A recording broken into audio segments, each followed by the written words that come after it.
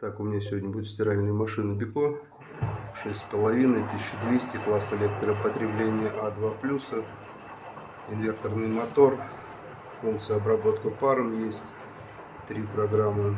В принципе, функционал по регулировкам стандартной температуры, отжим, замачивание есть, быстрое удаление шерсти животных.